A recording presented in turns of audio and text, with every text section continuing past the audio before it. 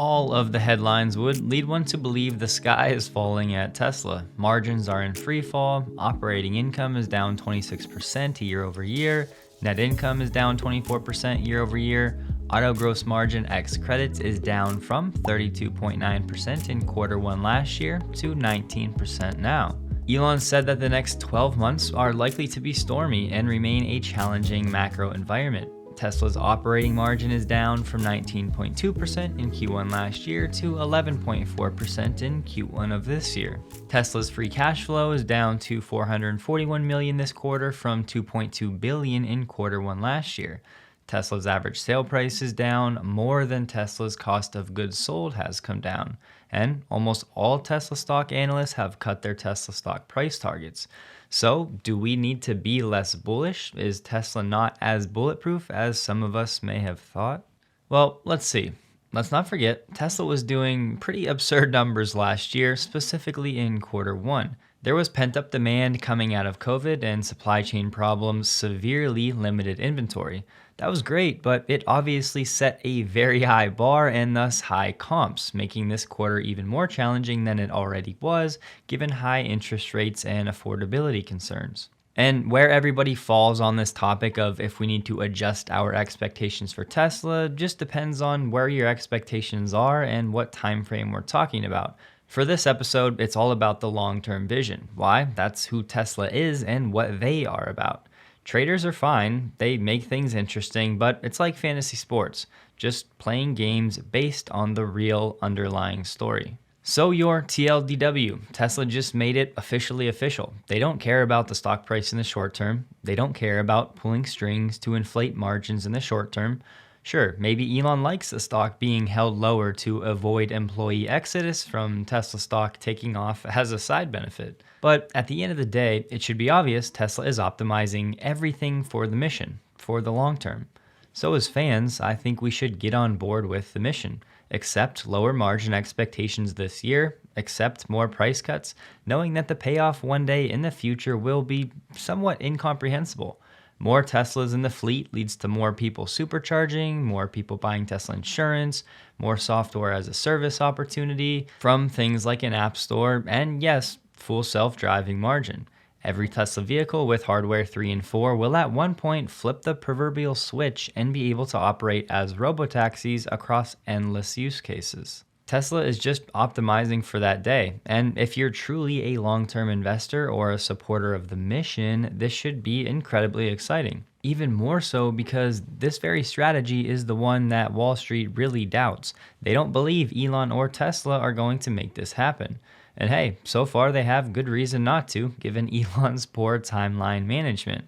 Personally, I'd love for him to stop guessing this timeline publicly, let it be solved whenever it's solved, but I digress. So yeah, if you were in the camp expecting Tesla to maintain over 25% plus auto gross margins, you'll probably now have to temper those expectations for the next quarter at least, and probably more. But it is true that Tesla had a negative $800 million foreign exchange impact that could be removed to view things through a more operational lens. But at the same time, this will remain a risk to Tesla's global business model going forward. It's not going away. It's just that in some other quarters, it may actually be a positive impact. So despite lower margins, let's just reset here and remember these are still industry leading and Tesla has plenty of margin to work with. With over $22 billion in cash on hand and still generating positive free cash flow after accounting for increased capital expenditures, Tesla is still in a ridiculously strong position, especially relative to everyone else. But again, rather than rooting for 30% margins today, we should be rooting for continued volume growth and progress on full self-driving because that's the incomprehensible opportunity that continually draws closer. This will of course require patience and possibly changing how we think about Tesla at least for the next year or so. Wall Street won't be a fan of this, so just have proper expectations. And even if free cash flow dips negative for a quarter or two, who really cares if it's just for a season and is mainly driven by increasing inventories as Tesla unwinds the delivery wave to reduce logistical costs? I'd also add having more models and variants available at Tesla galleries and showrooms for more customers to buy off the lot, if you will, is not a terrible thing. And with Tesla's days of inventory only at 15, they're still in a great position. Under 10 was never sustainable.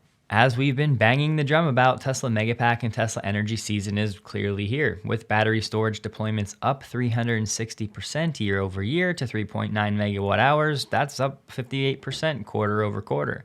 We still don't know how the Inflation Reduction Act is contributing to the energy profits this quarter of 11%, but we did learn Tesla's internal target for Megapack margins is mid-20s. They're not there yet, but aspirationally, Tesla wants to be there later this year, essentially in line with historical auto gross margins. So as Megapack continues to grow faster than Tesla Automotive, we can expect continually higher margins from Tesla Energy. Bear in mind, Wall Street was expecting 2.2 megawatt hours of deployments this quarter, so well short of reality. There's a channel interview on this very topic coming next weekend, so maybe pop on notifications for next week if you'd like. One quick thing, Elon and co. implored us to stop talking about EV market share and to rather focus on Tesla's percentage of the overall auto market. Now we just need all media publications to heed this message. Just remember, there's one market Tesla is focusing on, the entire auto market. Why? Because we're headed to a world where all of the market is electric. Oh, and the Model Y was the best-selling car in Europe in Q1. Full stop. That's a pretty neat accomplishment. Don't forget about Tesla's operating systems that are also vertically integrated. Show me any other business making cars that has this level of software integration. This is definitely non-trivial for becoming industry-leading at driving down costs. I'll wait. This is also part of the reason Tesla has more real-time data than possibly any company on the planet, outside of maybe Elon's other companies. This is why at the end of the day, I just tend to trust their management team. Don't let that be lost on you, no matter what we think the picture looks like from our side. And we're yet to really see the benefits of things like 4680 production, which they just said they would see 70% lower capex per gigawatt hour when fully ramped in Austin. That's a big deal. Just like they're already working on a second generation 4680 cell that's easier to make. That sounds good too. It's just things like that and things like the Cybertruck and even these new factories ramping takes time. And in the short term will actually serve as margin headwinds. However, there's a reason for it because in the future there's a day coming when those are all going to shift to a margin tailwind. Even Morgan Stanley is kind of getting it, saying Tesla is the winner in the EV market with optionality to a number of potential developments adjacent to their growing EV fleet, which we forecast reaches 37 million units by 2030. So listen, most of that figure, whatever it ultimately is, will be cars capable of being robotaxis. Just let your mind wander with the math on that, or let Tasha and ARK Invest help you. The 2027 estimated enterprise value for autonomous platform providers dwarfs that of autonomous and non-car makers and fleet owners combined. And that future situation could drastically change how we think about multiples and valuations. Looking at Tesla's current PE ratios, yeah, we may see further compression to these numbers over the next year, but if the drivers causing this are the same things that result in Tesla having a massive fleet of vehicles to continually gather data to help solve FSD, then is that really such a bad thing? I would argue no if you have the proper expectations and timeline. As Elon says, getting too high or low over quarterly results is a fool's errand. And sure, Elon and Tesla have missed timelines over the years, but let me remind you, so have many other companies. This one was funny from VW too. EVs as good as Teslas for half the price 3 years ago. Or when in 2013, VW said they have everything they need to become the top automaker in all respects, including electric mobility. And with Tesla continuing to improve every little detail with things like trip planning being added in the latest app update, Tesla just continues to make the overall ownership experience better with time. So in another 10 years, let's just hope most of us are still around to see what things look like. But even in the next year, when Elon said he thinks from a macro standpoint things could be sunny again, Tesla will be delivering and scaling the Cybertruck and the Semi. They will be beginning production of the Shanghai Megafactory, scaling Lathrop's Megafactory, and they'll be another year closer to solving FSD. Oh, and what's that one other little project? That's right, the biggest gigafactory in the world that will make millions of Teslas a year at half the cost. So Wall Street and bears and casual fans can get a little worked up over margins and lack of advertising, and in fairness, there could be some merit to the latter if it's educational in nature. I agree. But at the end of the day, we need to be focused on the sunny season that is coming on the horizon, barring any geopolitical black swans, and then beyond.